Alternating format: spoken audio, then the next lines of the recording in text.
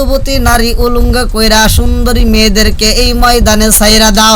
আরে মেয়েরা যদি উলঙ্গ হয়ে রাস্তায় নামতে পারে, মেলার ভিতরে আসতে পারে, চরকের পাশে দাঁড়াইতে পারে, ওইখানে আরে শয়তান পরামর্শ দিল ওইখানে একটাও ফেরেশতা থাকবে না, সবাই চইলা যাবে, রশিও ছাইরা দিবে। এইবার তাই করা হয় গো, সব মেয়েদের কাইনা যখন ছাইরা দেওয়া হয়, এইবার চরকের রশি দইরা টান মাইরা দিছে গো,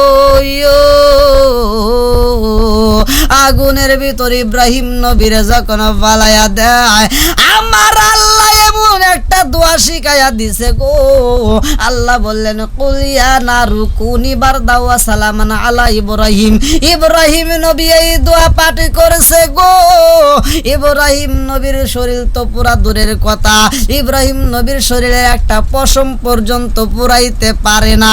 এ আমার বন্ধুরা রে, ও জগৎবাসীরা, ওই আগুনের কুন্দের ভিতর ইব্রাহিম নবীর মা যায়া খাবার দিয়ে আসতো। ইব্রাহিম নবী কয় আল্লাহ, আল্লাহ গো, ও দয়ার আল্লাহ, আমারে যদি পুরাইতে হয় পুরাও, আমার মায়ের না।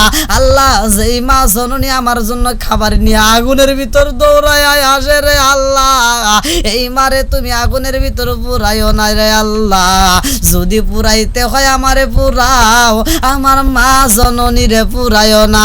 আর কারে ডাকিব মাগো মা বলি যা, মাইসে জামাইসে রে গেল জনমের লাগিয়া, আর কারে ডাকিব, আর কারে ডাকিব মাগো মা বলি যা, মাইসে জামাইসে রে গেল জনমের লাগিয়া, আর কারে ডাকিব, আর কারে ডাকিব মাগো মা বলি যা, মাইসে জামাইসে রে গেল জনমের লাগিয়া, আর কারে ডাকিব, হায় হায় রে কি ব্যথা পাই আমাগো আমাইসে রে গেল, কি ব্যথা পাই আমাগো আমাইসে রে গেল, মুকুলি যায় একবার মাঝে আমারে নি কইল, হায় হায় রে কি ব্যথা পাই আমাগো আমাইসে রে গেল, মুকুলি যায় একবার মাঝে আমারে নি কইল, মনের কথা মনে মায়ে রাখলো সাফাই, আর কারে ডাকিব, আর কারে ডাকিব মাগো মা বলি যা, মাইসে জামাইসে রে গেল জনমের লাগিয়া, আর কারে ডাকিব, আর কারে ডাকিব মাগো মা বলি যা, মাইসে জামাইসে রে গেল জনমের লাগিয়া, আর কারে ডাকিব। ইব্রাহিম নবী কেমন শিক্ষা দিল আর আমরা কেমন শিক্ষা পাইলাম।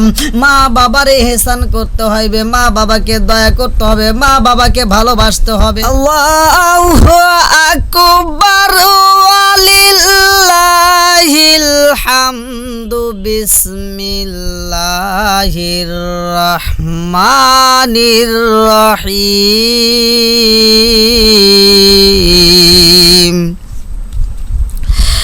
কাইফা তাকফুরুনা বিল্লাহি ওয়া কুনতুম আমওয়াতান ফাআহইয়াকুম সুম্মা ইউমীতুকুম সুম্মা ইউহয়িকুম সুম্মা ইলাইহি তুরজাউন।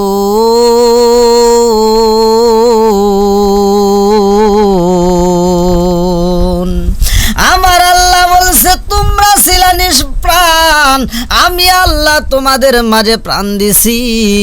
আল্লাহ প্রাণ দিছে বিদায় আমি সালাউদ্দিন আজকে আপনাদের মাঝে ওয়াজ করি। আর এলাকার যিনি চেয়ারম্যান সব চেয়ারম্যান হয়ে গেছে গো,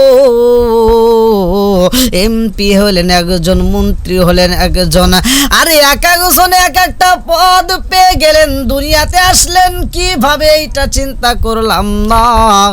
আমরা তো ছিলাম নিষ্পান। কাইফা তাকফুরুনা বিল্লাহি ওয়া কুনতুম আমওয়াতান ফাহইয়াকুম সুম্মা ইউমীতুকুম সুম্মা ইউহয়িকুম সুম্মা ইলাইহি তুরজাউন।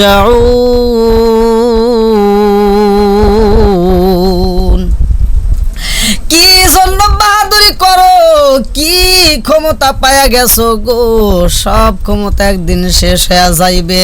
এই দুনিয়াতে আমরা আইছি গো, একদিন ছিলাম না, আবার একদিন আমরা আসলাম, আবার এমন একটা সময় আসবে আমরা থাকবো না, সবাই বিদায় নিতে হবে। কেন এত বাহাদুরি করবা, কেন মানুষকে কষ্ট দিবা? আজ মুসলমানদের ভিতরে কেন দ্বন্দ্ব? এই জন্য আমাদের কপাল হয়েছে ধীরে ধীরে মন্দ। এ আমার মুরব্বী বাবাজিরা গো, ও সোনার যুবকের দলেরা, দ্বন্দ্ব করার দরকার নাই, গীবত করার দরকার নাই, অন্য ধর্মের প্রতি হিংসা করার দরকার নাই। এখন পূজার সময় এক একজন এক একটা জায়গায় দ্বন্দ্ব করে। কোনো কিছু পোলাপান আছে কিসের উৎসাহ পায় জানি না, তারা যা মন্দিরগুলো ভাঙে দেয়। কেন এগুলো কেন করবা? আজ তোমরা যাইতে পারবা না, মুসলমান হিন্দুদের পূজার মেলায় যাওয়া যাবে না, এটা তোমার জন্য নিষেধ। তুমি সেটা না করে তুমি মন্দির ভাঙতে যাও কেন? আমরা মুসলমানের ধর্মের ভিতর অশান্তি নাই। মুসলমান ধর্ম অন্য ধর্মকে কষ্ট দেয় না। মুসলমান এমন একটা ধর্ম, এমন একটা ইসলাম, এমন একটা ধর্ম, ইন্নাদ-দীনা ইনদাল্লাহিল ইসলাম। আমরা সকলেই জানি ধর্ম, সেই শান্তির ধর্মের ভিতর কেন অশান্তি সৃষ্টি করো? আমাদের দু চলের মধ্যবর্তী যে জিহ্বাটা, আমাদের দাঁতের মাঝে যে জিহ্বাটা আছে, সেই জিহ্বা যেমন আমাদের কাছে নিরাপদ থাকে, মুসলমানদের ভিতরে অন্য অন্য ধর্মের মানুষ ওরকম নিরাপদ থাকে। কেন তুমি লক্ষ্য করে দেখো না? হিন্দু যে ঘাটের পানি পান করে, মুসলমান সেই ঘাটে গোসল করে। হিন্দু যেই ঘাটে গোসল করে, মুসলমান একই ঘাটে গোসল করে। হিন্দু যেই বাজারে বাজার করে, মুসলমান একই বাজার করে। হিন্দু যেই দোকানের মাছ কিনে খায়, মুসলমান ওই দোকানের মাছ কিনে খায়। তাহলে এত দ্বন্দ্ব কিসের? কারণ ইসলাম ধর্মে এটা শেখায় নাই, আল্লাহর রাসূল এটা শেখায় নাই যে মন্দির ভেঙ্গে মসজিদ করো, এটা আল্লাহর রাসূল শেখায় নাই, ইসলামের ভিতরে এটা নেই। আবার মসজিদ ভেঙ্গে মন্দির করো, এটাও নেই। এত দ্বন্দ্ব করার প্রয়োজন নেই, এত দ্বন্দ্ব করার দরকার নেই। বন্ধুরা রে আমার, ইব্রাহিম নবীর ঘটনাটা ভালো করে শুইনা নাও। আরে ইব্রাহিম নবী এমন একজন নবী ছিল রে বন্ধু, যিনি এই দুনিয়াতে আইসা পরীক্ষায় পাশ করছে। প্রত্যেকটা নবী রাসূল পরীক্ষা দিয়েছে, সবাই পাশ করছে। বন্ধুরা রে আমার, আরে ইব্রাহিম নবীর জামানায় যখন তাদের পূজার সময় আসতো গো, মেলায় যাওয়ার জন্য সবাই পাগল হয়ে যাইতো। আরে ইব্রাহিমের খালাতো ভাই আইসা বুঝাই, ইব্রাহিম ও ইব্রাহিম, তোমার কি মনে চাই না পূজার মেলায় যাইতে? তোমার কি মনে চাই না আমাদের অনুষ্ঠানে যাইতে? ইব্রাহিম কয়, ভাই রে ভাই, আমার মনে চাই না, আমি একটু অসুস্থ, আমি যেতে পারবো না, তোমরা যাও। এইবার ইব্রাহিমের গ্রামবাসী আইসা বুঝাই, ইব্রাহিম ও ইব্রাহিম, তোমার কি মনে চায় না? তুমি কি যাইতে চাও না মেলায়? এইবার গ্রামবাসীরে বোঝায়, আমি যাইতে পারবো না, আমার ভালো লাগে না, তোমরা যাও। এইবার একে একে কত মানুষ বোঝায়, তারপরেও বোঝায় আসে না। ইব্রাহিম কয়, আমি যাব না গো। আরে ইব্রাহিমের খালাতো ভাই খালাতো বোন কত আশেপাশের লোক আইসা বোঝাই, ইব্রাহিম আমরা যাব, তুমি চাইবা না, এটা তো হতে পারে না। ও ইব্রাহিম আমাদের সাথে চলো যাই, মজা হবে। আরে ইব্রাহিম নবী মেলায় যাই না, আর মুসলমানের সন্তান হয়ে মেলা বলতে পারে না। এইখান থেকে শিক্ষা নেওয়া, আমাদের আদি পিতা আদম নবী জাতির পিতা ইব্রাহিম আমাদেরকে কি শিক্ষা দিয়ে গেছে, আমরা কেমন শিক্ষা পাইলাম। আজকে মুসলমানের সন্তান হয়ে আমরা কেন মেলার অনুষ্ঠানে যাইয়া বীর জমাই? আমার মনে বলে মুসলমানের সন্তানেরা যদি মেলায় না যায় রে, পূজার মেলায় না যায়, হিন্দুদের মেলায় এত সুন্দর আয়োজন তারা করতে পারবে না। কারণ মুসলমানের সন্তানরা যায় ওখানে বীর জমায়। বন্ধুরা রে আমার, আরে ইব্রাহিম নবীরা এত বোঝালে বোঝায় কাজ হয় না রে বন্ধু। ইব্রাহিম নবীরা কত বোঝায়, তারপরে বোঝায় আসে না। এইবার গ্রামের মুরব্বীরা আইসা বোঝায়, ইব্রাহিম তুমি যদি মেলায় না যাও, তুমি যদি আমাদের অনুষ্ঠানে না থাকো, আমাদের তো ভালো লাগবে না। আরে ইব্রাহিম কয় আমারে কি বুঝাই ভাই, আমার বুঝাই আসে না, আমি মেলায় গেলে ভালো লাগে না। আরে তোমরা যেই পূজা করো ওই পূজায় আমি বুঝি না, তোমরা যেখানে ভক্তি করো ওই ভক্তি তো আমার বুঝে আসে না।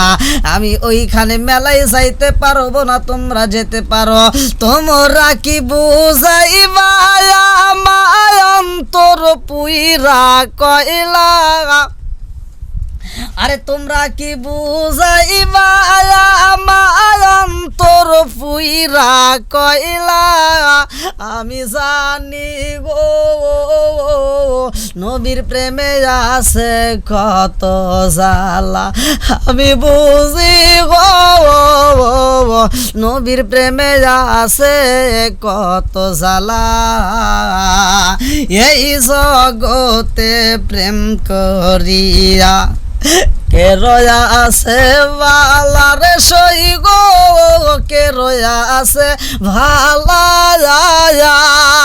এই জগতে প্রেম করিয়া কে রয়া আছে ভালা রে সই গো, কে রয়া আছে ভালা। উপর উপর দেখিতেই ভালা, আবার ভিতর পুইরা কয়লা। আমি জানি গো নবীর প্রেমে আছে কত জ্বালা, আমি বুঝি গো নবীর প্রেমে আছে কত জ্বালা। ইব্রাহিম নবীর এত বুঝাই, তারপরেও ইব্রাহিম নবী মেলায় যাইতে রাজি হয় না। আর মুসলমানের সন্তানদেরকে আর বোঝান লাগে না, আমরা বাধা দিই, ওরা ভাঙ্গে চুরে যায়। বন্ধুরা রে আমার, এইবারে গ্রামের মুরব্বীরা আইসা বোঝায়, ইব্রাহিম ও ইব্রাহিম আমরা সবাই যাব মেলায় রে ইব্রাহিম, তুমি যাইবা না এটা তো ঠিক না। ও ইব্রাহিম তুমি যদি মেলায় অনুষ্ঠানে না যাও তাইলে তোমারে আমরা দায়িত্ব দেব, আমাদের যেই মূর্তিগুলো আছে এই মূর্তিগুলোকে তোমার দেখাশোনা করতে হইব, এই মূর্তিগুলোকে তোমার খাওয়াইতে হইব, এই মূর্তিগুলো দেখাশোনা করার দায়িত্ব তোমার নিতে হবে। ইব্রাহিম নবী কয় আমি পারবো না, যেই মূর্তি কথা বলতে পারে না, যে আমাদের কোনো উপকার করতে পারে না, অথচ তার উপকার আমি কেমনে করব, এটা তো সম্ভব না। এইবার মুরব্বীরা কয় ইব্রাহিম ও ইব্রাহিম তুমি কি জানো না এই মূর্তিগুলো আমাদের কতগুলো উপকার করে, এই মূর্তির সম্পর্কে কি তোমার ধারণা নাই, এই মূর্তি আমাদের কোন কোন কাজে আসে তুমি কি কিছুই বোঝো না। ইব্রাহিম কয় আমাদের কি কি কাজে আসে আমাদের একটু বুঝাইয়া দাও। তারা দোয়া পড়ে, মূর্তির সামনে যায়, তারা বলে প্রভাতে জয় সরণী তং দুর্গা দুর্গা খর্গা জং আপা দং তন্নক সিং তথা মুসুর প্রভাতে যথা মুবারিতি প্রন্তকারী ভূমি ভানু সুদৃশ্য শুক্র শনি কেতু। এই যে তারা পড়তেছে, কিন্তু মূলত এটা কোনো উপকারেই আসে না। বন্ধুরা রে আমার,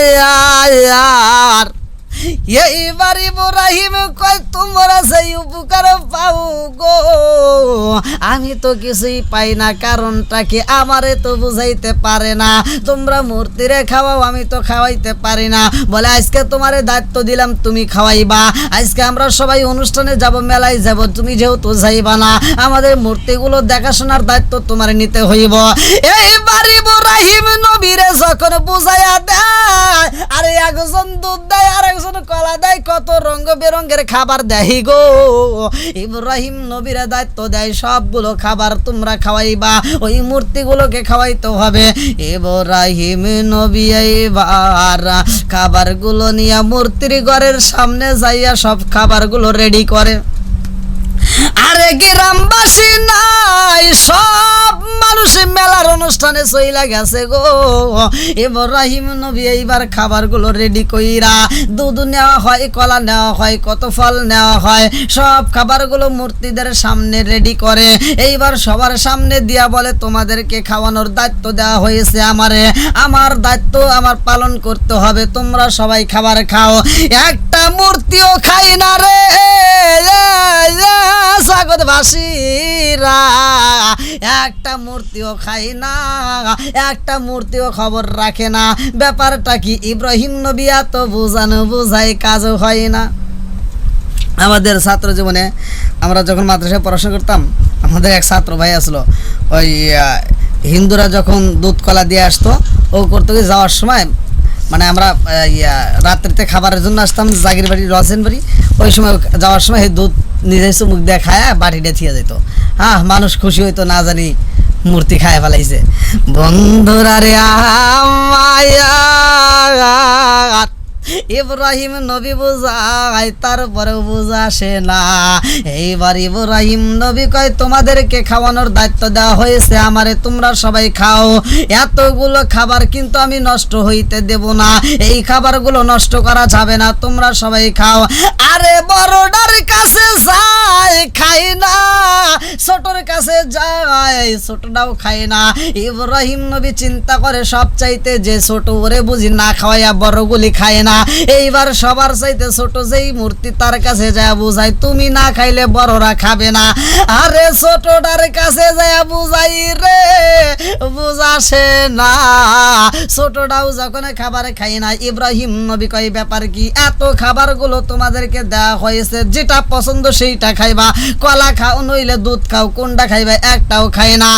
আমার বন্ধুরা রে, ও জগৎবাসীরা, এত খাবার দেওয়া হয় তারপরেও যখন খাই না, ইব্রাহিম নবী এইবার কয় ছোট যেহেতু তুমি খাও না, আমার মনে বলে তুমি বুঝি বড়কে সম্মান করছো, এই জন্য বড় যদি না খাই তুমি বুঝি খাইবা না। এইবার ইব্রাহিম নবী বড়র কাছে যায় বলতেছে তুমি না খাইলে একটাও খাবে না, তুমি খাও। বড় কথা কই না, জবাবে দেয় না। ইব্রাহিম নবী কয় আমারে খাওয়ানোর দায়িত্ব দিছো, অথচ তোমরা খাবা না, এটা তো ঠিক না। তাদের কাছে আমি কেমনে জবাব দেব? আরে এত বুঝাই বড় খাই না, তুমি খাও না কেন? ছোটরাও খায় না। এইবার আবার ছোটর কাছে যায় বুঝাইয়া, ছোটকে খাওয়াইতে চাই, খায় না। এইবার ছোটটারে রাগ করে ইব্রাহিম নবী লাইতে ভাঙ্গা নষ্ট করে ফেলাইছে। এইবার তার পরের দ্বারে আইসা বুঝাই, দেখছস নি খায় না, ওরে কি করে ফেলাইছি, তুই যদি না খাস তোরেও কিন্তু একই অবস্থা করবো। ও খায় না, ইব্রাহিম নবীও ছাড়ে না। এইবার ইব্রাহিম নবী ছাড়ে না, একটা মূর্তিও খায় না। ইব্রাহিম নবী ওদেরকে ছাড়ে না, সবাইকে একে একে ভাঙ্গা পালায়। আরে বড়টার কাছে যায় ইব্রাহিম নবী কয় ওদেরকে মারলাম, তুমি তাকায়া তাকায়া দেখলা, এটা তো ঠিক না। তুমি বড় হইয়া ছোটদেরকে বাঁচানোর জন্য হাত বাড়াইলা না, তোমার এই হাত রাখা যাবে না। আরে ইব্রাহিম নবী বড়টার হাত ভাঙ্গা দিছে। জগৎবাসীরা কান কাইটা দেওয়া হয়, নাক ভাঙ্গা দেওয়া হয়, পিঠের উপরে কুড়ালটা বাজাইয়া ইব্রাহিম নবী ঘরের থেকে বের হইয়া নিজের ঘরে যাইয়া ঘুমাইয়া পড়ে। আমার জগৎবাসীরা রে বন্ধুরা, এইবার মূর্তির মেলার থেকে যারা যতগুলো লোক অংশগ্রহণ করছে, একজন ব্যক্তি আগে আইসা দেখে আমাদের মূর্তির অবস্থা শেষ। হ্যাঁ, এই মূর্তিগুলি ভাঙলো কে? আজকে একটা অনুষ্ঠানের দিন আমাদের অনুষ্ঠানটাই নষ্ট করে দিল, এটা কারণটা কি? এইবার সেই ব্যক্তি দৌড়াইয়া মেলায় যায় সবাইরে খবর দেয়, আরে তোমরা তো আনন্দতে পইরা রইছো, আমাদের খবর নিছো নি? জানোনি আমাদের মূর্তি একটাও নাই, সবগুলো মূর্তি শেষ হয়ে গেছে, সবগুলো মূর্তিকে ভাঙ্গা নষ্ট করে ফেলাইছে। এইবার মুরব্বীরা কয় কারণটা কি, এই কাজ কে করছে, তারে তো ছাড়া যাবে না, তাড়াতাড়ি চলো যাই, এই কাজ কে করলো? এইবার একজন কয় আমরা তো ইব্রাহিম নবীরে দায়িত্ব দিলাম, ইব্রাহিম আলাইহিস সালাম কি করছে ডাক দাও। এইবার ইব্রাহিম রে ডাক দিয়া কয় ব্যাপার কি, তোমারে দায়িত্ব দিলাম, তুমি কি করছো? বলে আমি দায়িত্ব পালন করতে যাইয়া বিপদে পড়ে গেছি। বলে কি বিপদ? বলে আমি একজন রে খাওয়াইতেছে আর একজন আর দিকে ছায়া থেকে খায় না, ওরে খাওয়াইতে গেলে আর একজন রাগ করে, এরকম ভাবে একজনও খায় না। আমি এত বুঝাইছি, আমারে দায়িত্ব দিছে খাওয়ানোর জন্য, তোমরা যদি না খাও তাইলে কিন্তু খবর আছে। এত বুঝাইছি, তারপরেও বুঝে আসে না, এই জন্য আমি একে একে সবগুলোকে ভেঙে ফেলাইছি। বলে তুমি এই কাজ কেন করলা, তোমার শাস্তি হবে। বলে আমার শাস্তি যদি হয় আগে বড়টাকে ধরো, ও কেন ঠেকাইলো না? আগে বড়টাকে ধরো, ও কেন ঠেকাইলো না? ওরে আগে শাস্তি দিতে হবে। বন্ধুরা রে আমার, ইব্রাহিম নবীরে এত কষ্ট দেওয়া হয়, ইব্রাহিম নবীরে শাস্তি দেওয়া হয়, এই বেঈমানেরা শাস্তি দিলে ইব্রাহিম নবীরে আগুনে পুরাইয়া তারে শেষ করতে হইব, ইব্রাহিমকে হত্যা করতে হইব। এইবার ইব্রাহিমকে মারার জন্য ঘোষণা দেয় পণ্ডিত কয়, ইব্রাহিমকে যদি মারতে হয় গো ও জগৎবাসীরা, তাইলে ইব্রাহিমকে আগুনে পুরাইতে হবে। তোমরা একটা মেলা দাও সড়ক সাজাইয়া, এইবার সড়কের ভিতরে ইব্রাহিমকে সরাইয়া এইবার আগুনের ভিতরে নিক্ষেপ করতে হইব। তোমরা তাড়াতাড়ি কাষ্ট করে দিয়ে আগুন ধরাইয়া দাও। আরে মাঠের ভিতরে যখন আগুন লাগাইয়া দিছে গো, এতগুলো কাঠ সংরক্ষণ করে আগুন ধরাই ইব্রাহিম নবীরে যখন আগুনের ভিতরে ফালাইয়া দিব, জিবরাইল কয় আল্লাহ গো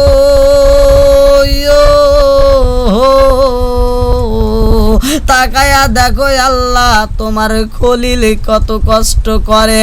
আরে জিবরাইল সইতে পারে না, জিবরাইল এইবার ইব্রাহিম নবীর কাছে আইসা কয় হুজুর আপনি যদি বলেন আমি জিবরাইলের এত পরিমাণ শক্তি আছে গো,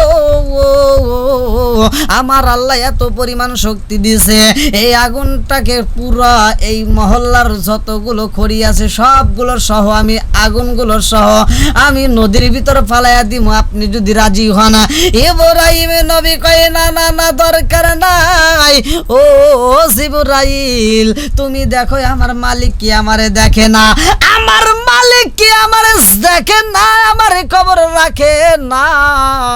ইন্নাহু আলিমুম বিযাতি সুদূর, তিনি তো মনের খবরটা ভালো কইরাই জানে, আমার সাহায্যের দরকার নাই। ওই মালিক যদি সাহায্য করে তবে আমি সাহায্য চাই, আমি আল্লাহ ছাড়া অন্য কোনো সাহায্যের আমার দরকার নাই। এইবার জিবরাইল কাঁদতে কাঁদতে মাবুদের দরবার যায়, কান্দে আর কয় আল্লাহ গো তোমার খলিল রে আগুনের ভিতরে ফালাইয়া দিব রে আল্লাহ, আর আমি জিবরাইল কেমনে ছায়া ছায়া দেখবো আমার মনে না। ও দয়ার আল্লাহ আমার মন মানে না রে আল্লাহ, ইব্রাহিম নবীরে পুরাবে আল্লাহ তুমি কেমনে সহ্য করবা? আল্লাহ কয়ে জিবরাইল আমার খলিল রে শিখায়া দাও, কুলিয়া নারুকুনি বারদাও ওয়া সালামান আলা ইব্রাহিম।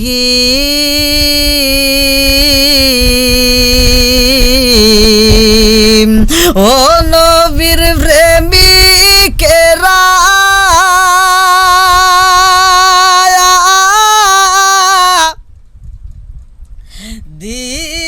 দিশাহারা মরণের ভয় করে না,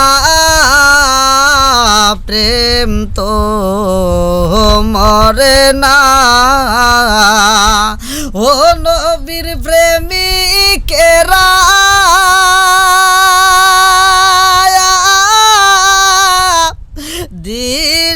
দিশাহারা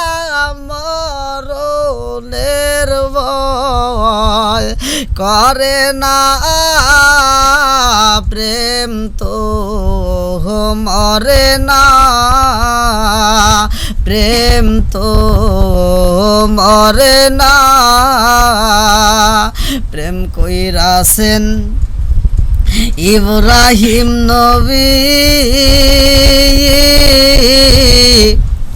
নমরুদের আগুনে তিনি গো প্রেম কইরাছেন ইব্রাহিম নবী, নমরুদের আগুনে তিনি গো ও তার আগুন হইল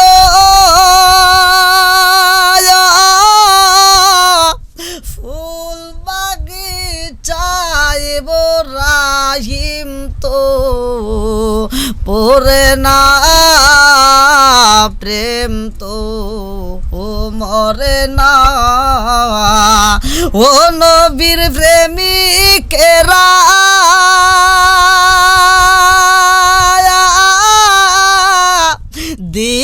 দিশাহারা মরণের ভয় করে না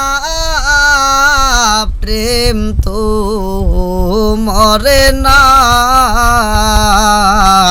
প্রেম তো মরে না।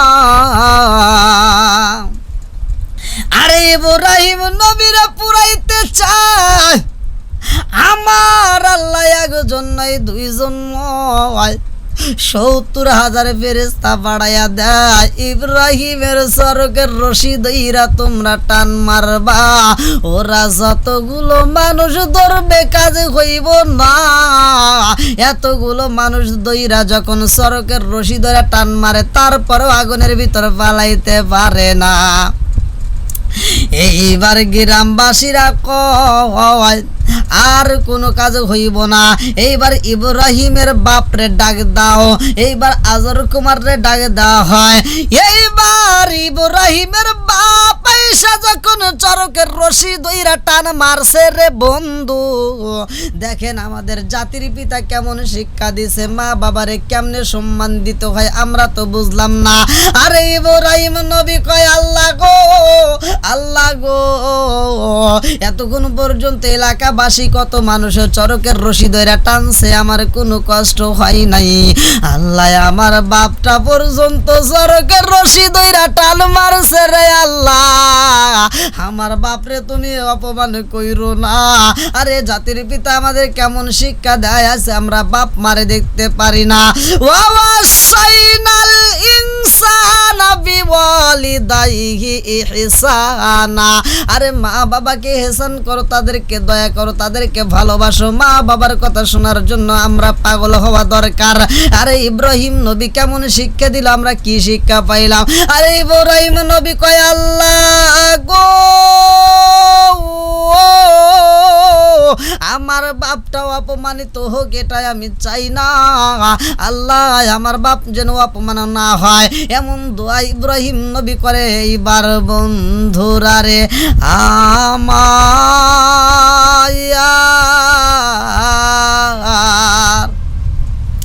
সরকের রশি যখন উষা করতে পারে না রে, এইবার ওদের ভিতরে পরামর্শ শুরু হয়ে যায়। কারণটা কি? ইবলিস শয়তান মাঝে ঢুইকা গেছে। এইবারে সে বুঝায়া দেখায় তোমরা ইব্রাহিম রে পোড়াইতে চাও, এমনি ভাবে পোড়ানো চাইবে না। তোমরা যতগুলো মানুষ সড়কের রশি ধরে টান মারছো রে, তার চাইতে বেশি বেশি ফেরেশতায় আমার আল্লাহ পাঠাইয়া দিছে। আরে ওই ফেরেশতা গুলো সড়কের রশি ধইরা রাখছে গো। এই মানুষ দেয়া কাম হইব না, সর্বপ্রথমে তোমাদের কাছে করতে হইব এই সড়কের রশিদ থেকে ফেরেশতাদেরকে সরাইতে হবে।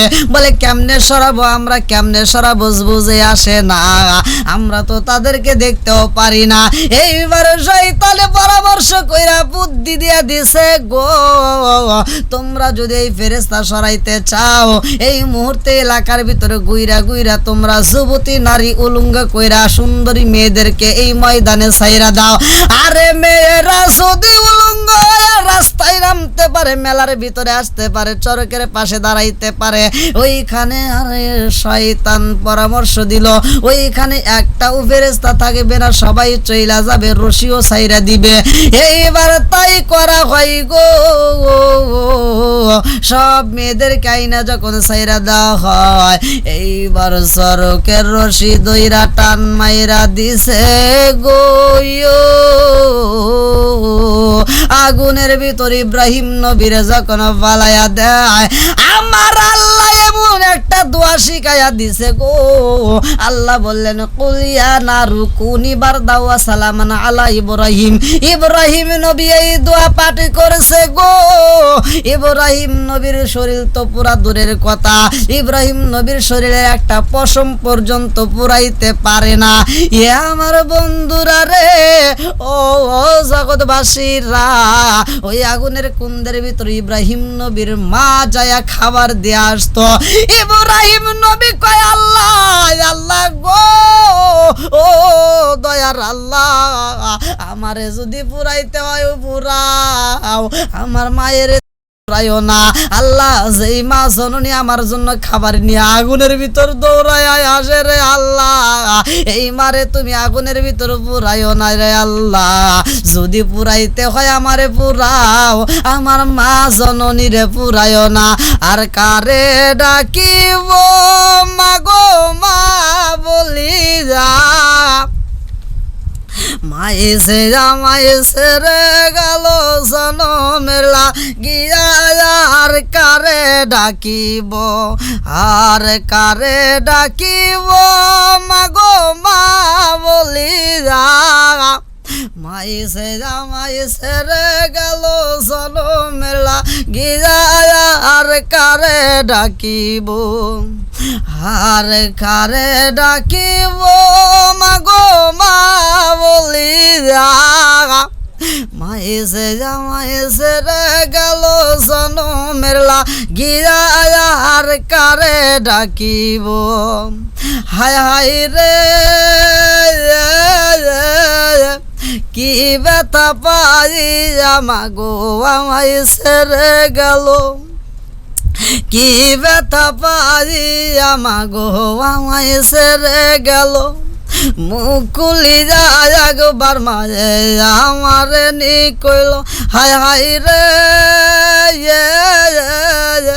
কি ব্যথা পাই মাগো মাইসে রে গেল, মুকুলি যায় একবার মাঝে আমার নি কইল, মনের কথা মনে মায়ে রাখলো সাফাই, আর কারে ডাকিব, আর কারে ডাকিব মাগো মা বলি যা, মাইসে মাইসে রে গেল জনমের লাগিয়া, আর কারে ডাকিব, আর কারে ডাকিব মাগো মা বলি যা, মাইসে মাইসে রে গেল জনমের লাগিয়া, আর কারে ডাকিব।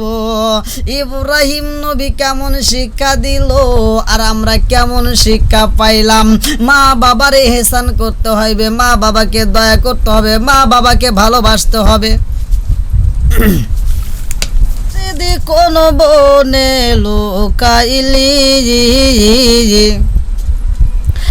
আমারে তুই কেমনে ভুইলা রইলি, কোন বনে লুকাইলি রে মুর্শিদ, কোন বনে লুকাইলি আমারে তুই কেমনে ভুইলা রইলি, শিখাইয়া প্রেম খেলা কেনে দূরে গেলি, দূরে যদি যাইবা মুর্শিদ কেন প্রেম শিখাইলি, তোর প্রেমেতে পুইরা পুইরা পুইরা বিকারি বানাইলি আমারে তুই কেমন বইলা রইলি কোন বনে লোকাইলি রে মুর্শিদি কোন বনে লোকাইলি কোন বনে লোকাইলি রে মুর্শিদি কোন বনে লোকাইলি আমারে তুই কেমনে বইলা রইলি।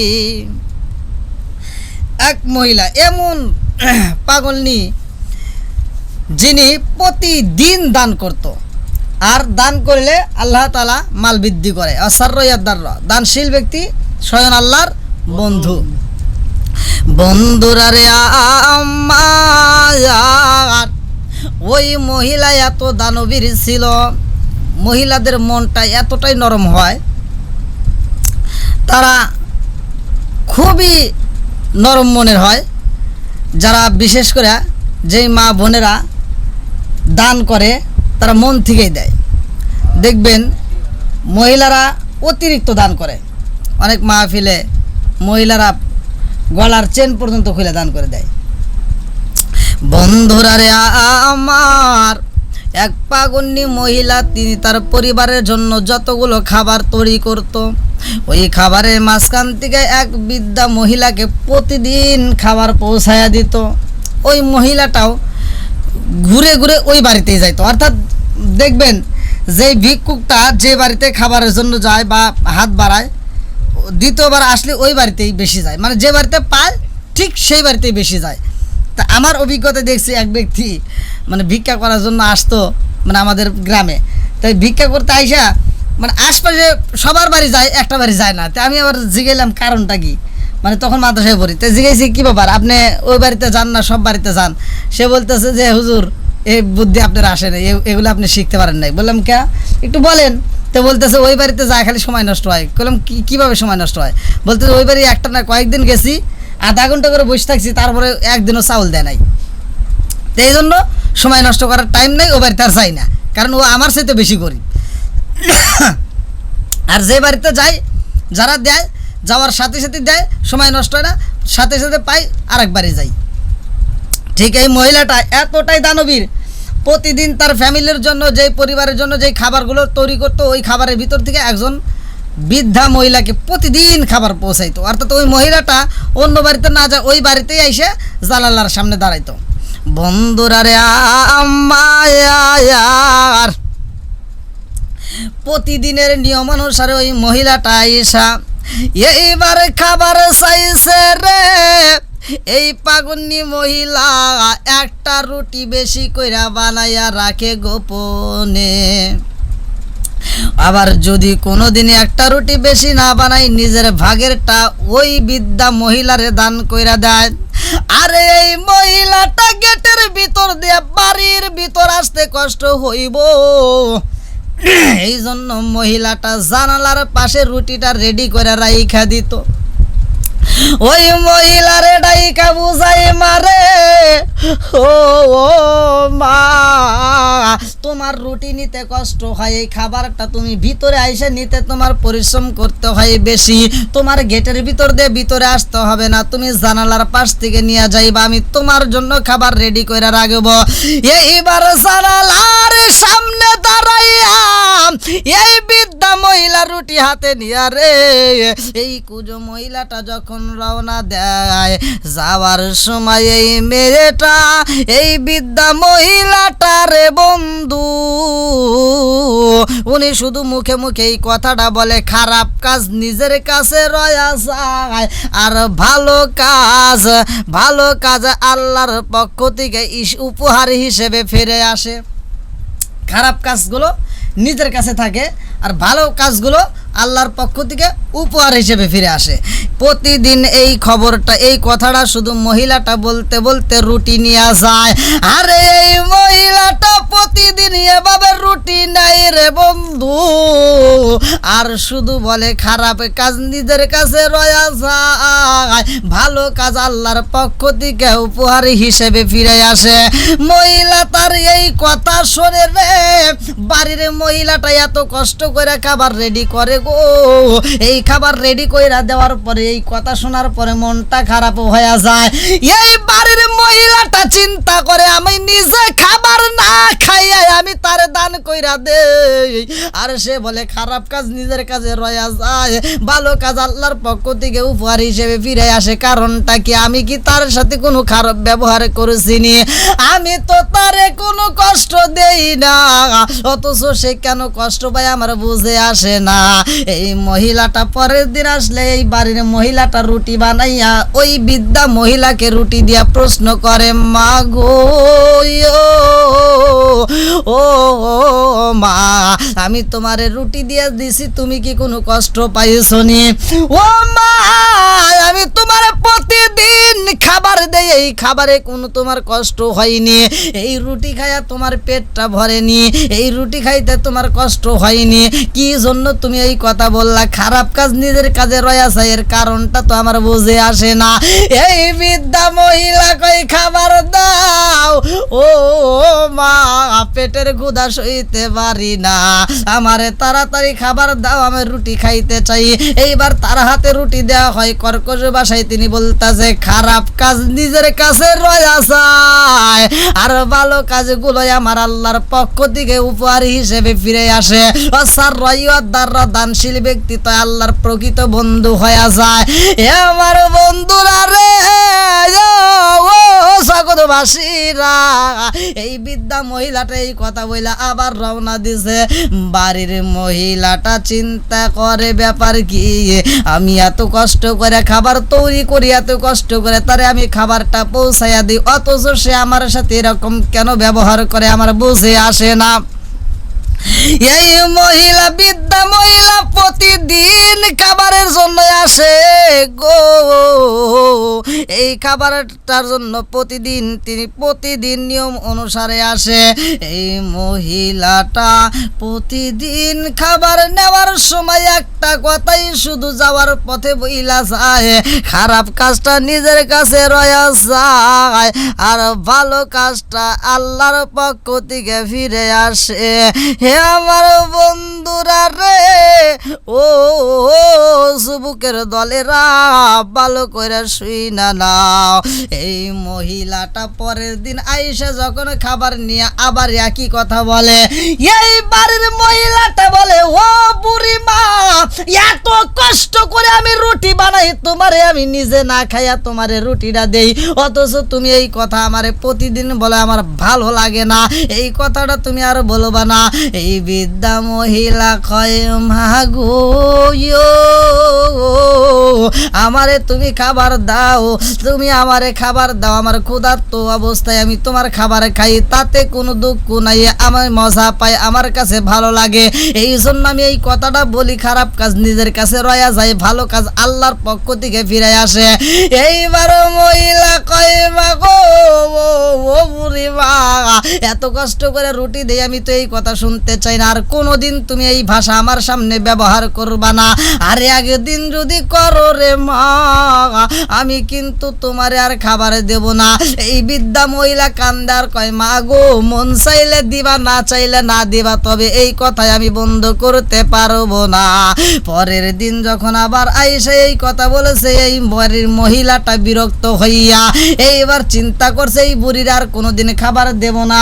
এইবার বুড়িরে খাবার দিতে চাই না, আর বুড়ি ওই এই বাড়ির পিছারে না, জানালার রডটা ধরে কান্দার কয়, মা গো খাবার দাও, পেটের ক্ষুধা সইতে পারি না, ও মা আর সইতে পারি না, আমারে খাবার দাও। এইবার খাবার চাওয়া হয়, খাবার পাই না রে বন্ধু। অনেকক্ষণ পর্যন্ত এই বৃদ্ধা মহিলা জানালার সামনে বৈশা বৈশা কান্দার কয়, মা গো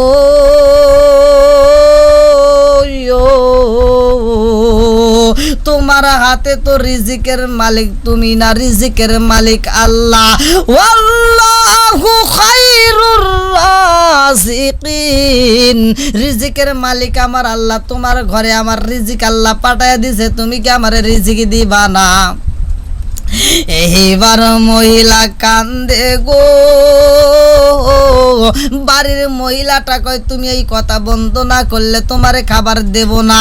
এইবার বৃদ্ধা মহিলা কয় মারে ও মা, আমারে যদি খাবার না দাও, না খায় ক্ষুধার্ত অবস্থায় তোমার জানালার সামনে পইরা থাকবো, আমি যদি ক্ষুধার্ত অবস্থায় মারা যাই আল্লাহর দরবারে আমি তোমার নামে একটা মামলা লাগাইয়া দেব, আমি আল্লাহর দরবারে তোমার নামে বিচার দেব।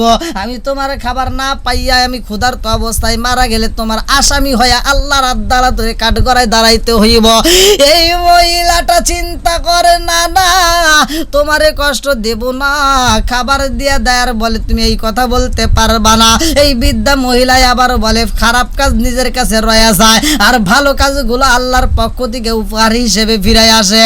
এইবার বাড়ির মহিলা বিরক্ত হয়ে রে জগৎবাসীরা এইবার পরের দিনে খাবার তৈরি করতে যাই একটা রুটির ভিতর বিষ মাখাইয়া দেয়, রুটির ভিতর বিষ দিয়া চিন্তা করে এই মহিলারে আমি রুটি খাওয়াইয়া মাইরা পালাবো, বিষ খাইয়া যদি মহিলা যায় আর কোনোদিন আমার দ্বারের কাছে আসবে না, আর কোনোদিন আমার এই কথা শুনতে হইব না, মহিলারে বাঁচতে দেব না, এই মহিলার আর কোনোদিন খাবারও দিতে হবে না। এইবার রুটির ভিতরে বিষ মাখাইয়া দিছে রে জগৎবাসীরা। এইবার দুইটা রুটি রাইখা দিছে, একটা রুটির ভিতরে বিষ মাখাইয়া। একটু পরে মনের ভিতরে কল্পনা শুরু হয়ে গেছে, আল্লাহ এই বৃদ্ধা মহিলা যদি বিষ মাখানো রুটি খাইয়া মইরা যায়, এই মহিলাটা তো আল্লাহর দরবারে আমারে আসামি কইরা পালাইব, আমি কেমনে জবাব দেব? আর এই আসামি মুখ নিয়ে আমি তোমার দরবারে কেমনে দাঁড়াবো? মুখ দেখাবি কেমনে রে বান্দা, মুখ দেয়া খাবি কারে, মুখ দেখাবি কারে রে বান্দা, মুখ দেয়া খাবি কারে। কত গুনাহ করছ রে বান্দা দেখলা না গোপনে রে, মুখ দেখাবি কেমন রে বান্দা, মুখ দেয়া খাবি কারে, মুখ দেখাবি কারে রে বান্দা, মুখ দেয়া খাবি কারে। কত গুনাহ করছ রে বান্দা দেখলা না গোপনে রে, মুখ দেখাবি কেমন রে বান্দা, মুখ দেয়া খাবি কেমন, মুখ দেখাবি কেমনে রে বান্দা, মুখ দেয়া খাবি কারে। এইবার মহিলাটা বিষ বাগানো রুটিটা যখন জানালার সামনে রাইখা দেয়, মনের ভিতর কল্পনা শুরু হয়ে গেছে, আল্লাহ এই বৃদ্ধা মহিলা যদি রুটি খাইয়া মইরা যায় আমি কেমনে তোমার দরবারে মুখ দেখাবো, ভয় লাগে। এইবার মহিলাটা রুটিটা সরাইয়া পালাইছে রে, বিষ মাখানো রুটিটা সরাইয়া ভালো রুটি একটা রাইখা দিছে জানালার সামনে। এইবার বৃদ্ধা মহিলা প্রতিদিনের নিয়ম অনুযায়ী আজি খাওয়াইছে রে জগৎবাসীরা। দেখো সামনে কি ঘটনাটা ঘইটা যায়। এইবার রুটিটা নিয়ে যখন রওনা দিছে, যাবার পথে বলতেছে ভালো কাজগুলো আল্লাহর পক্ষ থেকে উপহার হিসেবে ফিরে আসে, খারাপ কাজগুলো নিজের কাছে রয়া যায়। এই মহিলা বৃদ্ধা মহিলা রুটি নিয়ে যায় রে বন্ধু, আরে রাস্তার মাঝে যাইয়া গো এই বৃদ্ধা মহিলা পেরেশানি হয়ে একটা গাছের নিচে বইসা পড়ছে। ওই গাছের নিচে রাস্তার পাশে একটা যুবক রয়ে গেছে গো। এই যুবকটা হাঁটতে পারে না, এত ক্ষুধার্ত হয়ে গেছে। ওই যুবক বুঝি আর বাঁচবে না, ক্ষুধার্ত অবস্থায় যুবকটা চোখের পানি ফালায়া কান্দে, কে পারবা গো আমার একটু খাবার দিতে, আমার একটু খাবার দিতে। একটা মানুষ ওই জায়গা নাই। এই বৃদ্ধা মহিলা ওই ছেলেটার দিকে তাকাইয়া দেখতাছে এই যুবকটা এই শহরের ভিতরে এলাকার ভিতর কান্দে, একটু খাবার দেওয়ার মতো তো একজন মানুষ নাই।